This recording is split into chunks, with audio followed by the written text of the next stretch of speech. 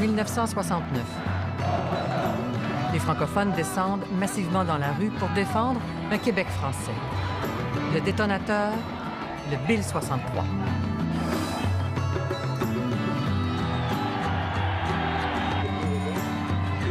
Des officiers.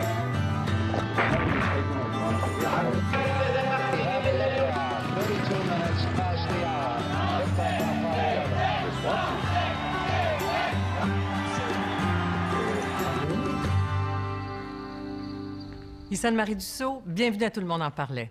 À la fin des années 60, la langue d'enseignement devient un enjeu national. Une crise sans précédent a éclaté à Saint-Léonard, en banlieue de Montréal. D'un côté, les francophones qui ont peur de devenir minoritaires chez eux. De l'autre, les Italiens qui refusent de se voir imposer l'école française. La situation devient vite explosive, le gouvernement doit légiférer. Or, le Bill 63, la première loi linguistique adoptée au Québec, met de l'huile sur le feu. En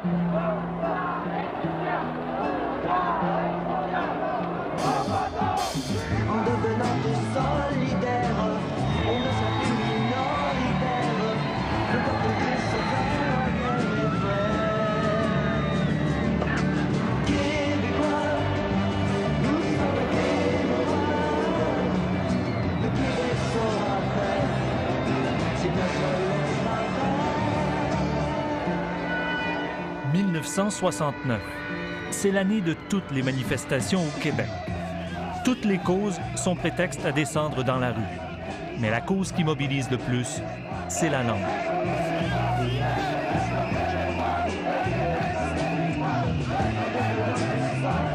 En mars 69, 10 000 étudiants francophones marchent sur McGill. Privés de place dans les universités, ils revendiquent la francisation de l'université McGill. Raymond Lemieux, le leader des parents francophones à Saint-Léonard, a aussi rallié les troupes à McGill. En ce qui concerne McGill, nous avons fait savoir aux États-Unis que McGill est à nous. McGill en français! Toujours en 69, l'Union nationale tient son congrès. On doit choisir le successeur de Daniel Johnson, mort subitement l'automne précédent.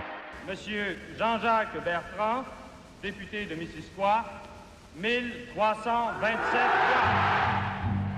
Jean-Jacques Bertrand devient d'office premier ministre du Québec.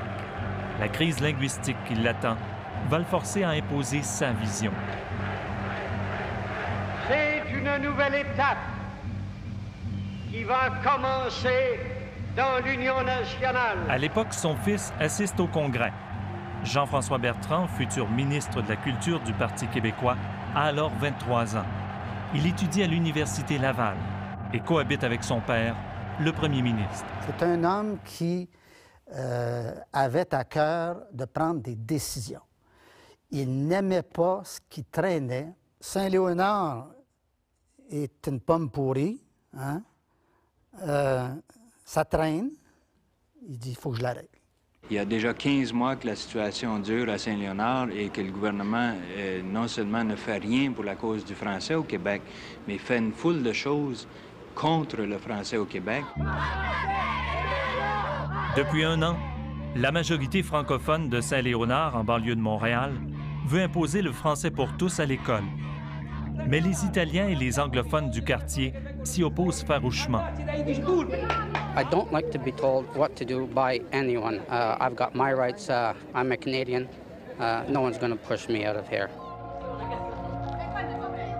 Depuis des mois, 200 jeunes Italiens fréquentent les classes illégales bilingues dans des sous-sols de duplex. Des classes parallèles que tolère le ministère de l'Éducation. Puis je vois qu'aujourd'hui, le commerce, c'est en anglais. C'est la seule raison parce qu'on préfère l'anglais. Puis on veut instruire nos enfants dans la langue qu'on veut. Saint-Léonard est devenu le symbole de l'assimilation des immigrants par les anglophones. Le quartier menace de s'angliciser. Nous faisons appel à tous les Québécois qui veulent assurer l'avenir du français à se rassembler mercredi soir. Raymond Lemieux convoque ses militants à se réunir dans la rue, à Saint-Léonard. J'ai invité le public de Montréal à venir se joindre à nous. Et il y en est venu 5 000, je crois.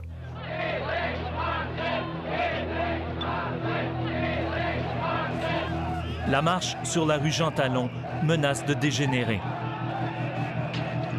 Italiens et francophones sont face à face. Un dérapage est imminent. On est au bord d'une crise majeure. Il y avait un barrage érigé à travers la rue par des anti-manifestants. On a reçu une volée de roches.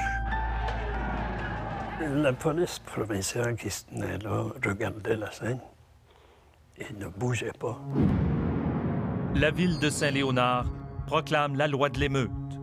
Le ministre de la Justice, Rémy Paul, accuse Raymond Lemieux de fomenter des émeutes.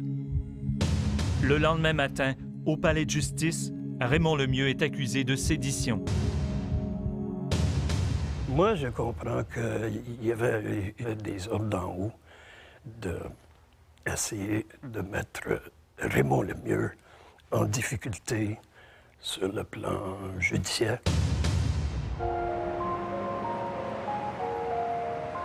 À Québec, le gouvernement va intervenir.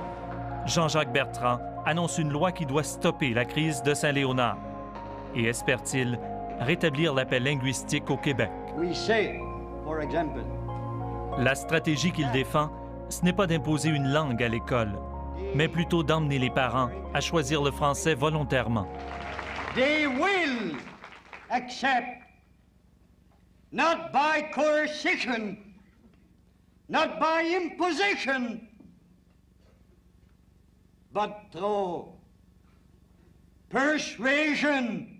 Pour lui, il n'était pas question d'avoir une approche coercitive. Donc, la loi 63 est évidemment une loi qui n'est pas coercitive, qui permet le libre choix, avec l'espoir que les gens vont adhérer à l'école française. Mais nous, de la jeune génération, n'étions pas du même avis.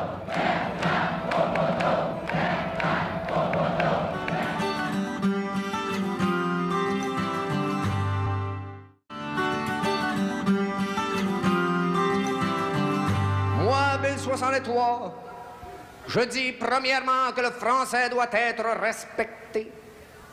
Je dis deuxièmement que l'anglais doit être protégé. Et je dis troisièmement que la seule manière de bien protéger l'anglais, c'est de laisser au monde le choix de la langue et tout ce qu'ils veulent faire avec. Aux yeux de ses détracteurs, Jean-Jacques Bertrand ne défend pas le français. Au contraire, sa loi 63 donne toute la liberté aux parents de choisir l'anglais. Liberté de choix des parents à l'école française ou anglaise. C'était lamentable. D'abord, le titre officiel de la loi, c'était une loi pour promouvoir l'enseignement du français à l'école. Et c'était une pure hypocrisie. Moi, je ne connais aucun pays où la langue d'enseignement à l'école publique est laissée au choix des parents. 2 potatoes. 2 potatoes. 3 potatoes. 4. À Saint-Léonard, la loi 63 a pour effet de donner à la minorité le droit de choisir l'anglais, tout en interdisant à la majorité francophone d'imposer le français comme langue unique à l'école. La loi 63 a toutes les chances de perpétuer l'anglicisation des immigrants. La question finit par diviser tous les partis. Nous serions des plus heureux s'ils voulaient joindre notre communauté de langue française. Et il faut les convaincre. Et lorsqu'ils refusent? Bien, s'ils refusent, il faudrait que le climat de priorité de langue française soit tel qu'ils réalisent qu'économiquement, ils se font tort. Yves Michaud est alors député libéral. Jean Lesage est son chef. Écoutez, c'est du très haut patinage de fantaisie. M. Lesage sait très bien que la politique du parti, c'est le français prioritaire. Il est de la vieille tradition libérale, fédérale qui plus est.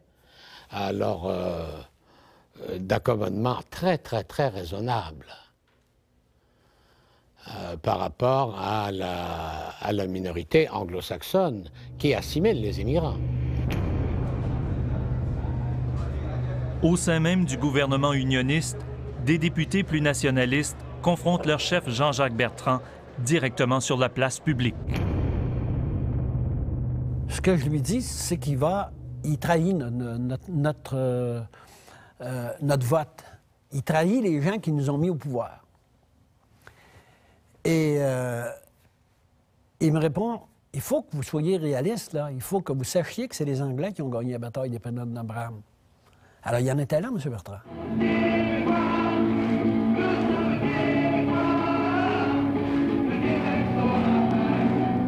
Dans la population, la loi 63 soulève l'indignation des francophones. Les foules se massent. François-Albert Anger du mouvement Québec français galvanise les manifestants. En 1969, malheureusement, c'est contre un Canadien français que nous sommes nous battre, contre le premier ministre du Québec vert, M. Jean-Jacques Bertrand.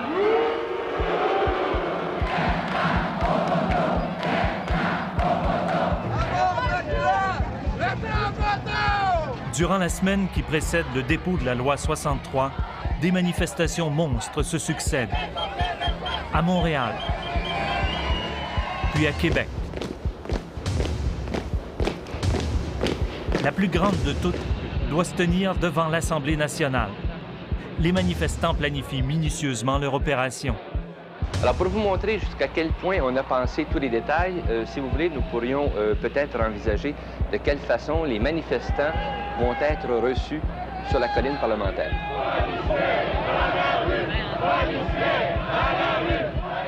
On attend des dizaines de milliers de personnes. Le soir du 31 octobre 69, devant l'Assemblée nationale, ils sont 20 000 à dénoncer la loi 63. Raymond Lemieux est parmi les organisateurs. Moi, je savais que le sol du Parlement était rempli de sûreté du Québec qui venaient de partout, là. Et je savais en plus que le régiment de l'armée canadienne de Petawawa était logé à la citadelle de Québec. Ils pouvaient intervenir dans l'espace de 5 minutes. Est-ce que vous avez peur? C'est pas un sentiment de peur que j'ai, mais je veux pas, pour la réussite de nos choses, de nos buts, je veux pas que les choses se gâtent. Alors évidemment, mon père n'était pas sans savoir qu'une de mes sœurs avait participé à une de ces manifestations. On avait improvisé une tribune à peu près dans le milieu de la foule qui était massée devant le Parlement. Et plusieurs orateurs montaient l'un après l'autre pour haranguer la foule, comme on dit.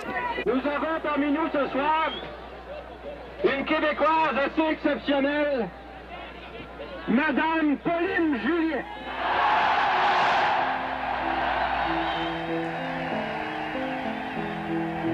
Mommy, mommy, I love you dearly. Et je savais que ça mettait en marche un mouvement au Québec qui me dépassait moi et qui dépassait tous ceux qui ont participé à ces activités-là.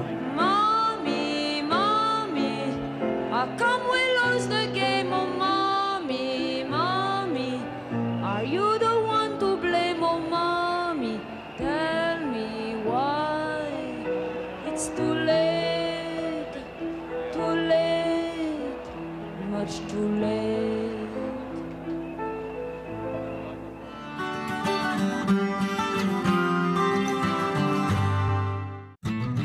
Pour en savoir plus sur les crises linguistiques, vous pouvez visiter notre site Internet à radio-canada.ca/parler. Québec! Si j'avais les ailes d'un ange, je partirais fou. Québec! En 69, le Québec résonne au son de Charlebois. Je monterai toutes les belles collines. Sur la colline parlementaire, Jean-Jacques Bertrand garde le cap. Les manifestations populaires ne font pas le poids face à ses appuis parlementaires.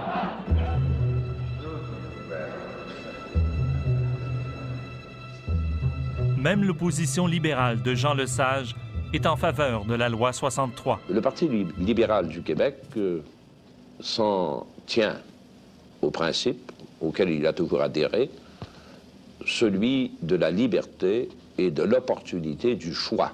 Le lobby anglophone à l'intérieur du Parti libéral, qui était le lobby presque propriétaire du parti, était pour le bilinguisme intégral. La pression sur les élus pour voter en faveur de la loi 63 est grande. Des députés vont démissionner. Le premier à le faire sera le libéral Yves Michaud. En annonçant sa démission du caucus libéral, M. Michaud a longuement expliqué qu'il était contre le Bill 63, mais qu'il n'était pas pour autant séparatiste. Selon lui, le Québec n'a d'avenir que dans le cadre confédéral. Après que l'Union nationale lui refusé mardi dernier un amendement que nous avons proposé au projet de loi tel qu'il est actuellement soumis, visant à établir le français prioritaire au Québec, en conscience, je ne peux pas accepter le projet de loi tel qu'il est soumis. C'est un point majeur, c'est un point décisif. Ça m'a conduit à finalement opter pour l'indépendance du Québec. Yves Michaud va convaincre 4 autres députés, un indépendant, 2 unionistes, dont Antonio Flamand, et René Lévesque, le chef du nouveau Parti québécois, de combattre en Chambre la loi 63.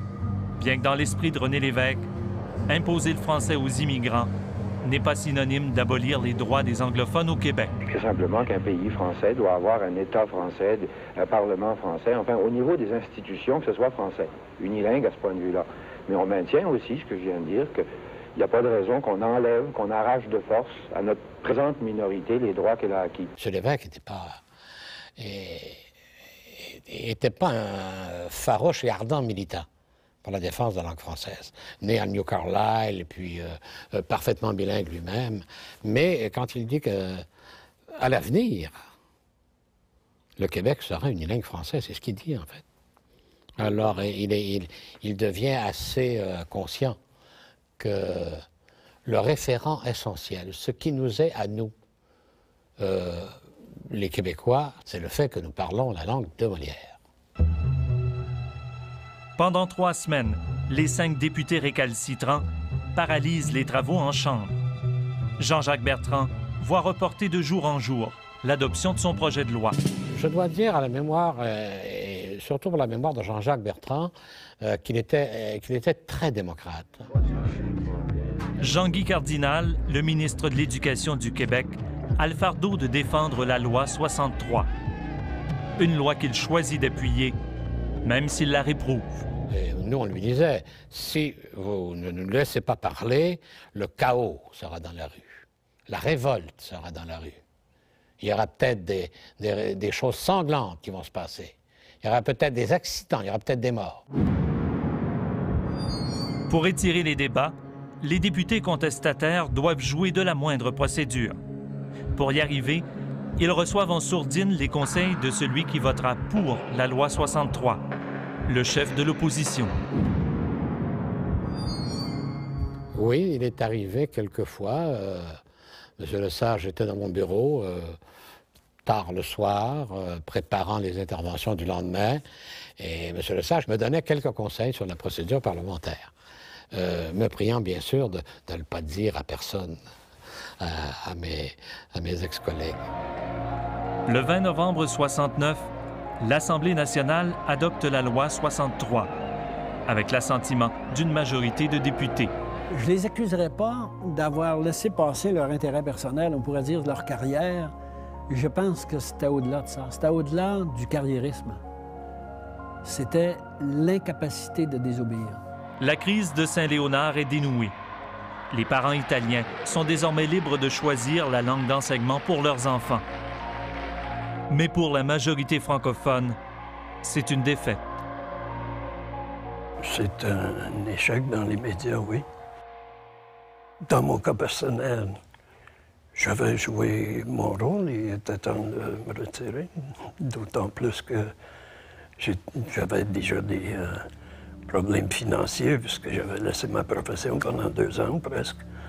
Et, bon, problèmes familiaux, puis problèmes judiciaires. Raymond Lemieux sera éventuellement acquitté de toutes les accusations qui pesaient contre lui. Entre-temps, le mouvement des parents francophones de Saint-Léonard s'effrite et la loi 63 laisse un goût amer. Dans le meilleur intérêt du Québec, nous avons donc décidé de dissoudre la 28e législature et de fixer les élections au 29 avril 1970. Ce qui va se produire après, je pense que je le sais. Je suis convaincu que l'Union nationale va perdre, même si les sondages à l'époque ne la donnent pas perdante.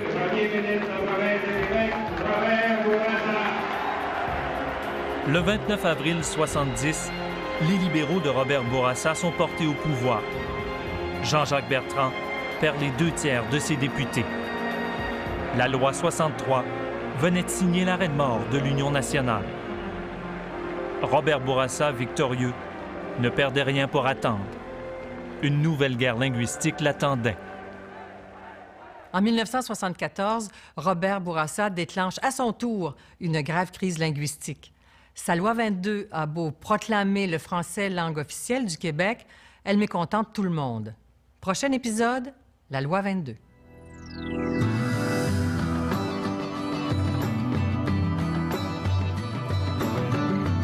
C'était une machine qui était partie et qui ne pouvait pas s'arrêter.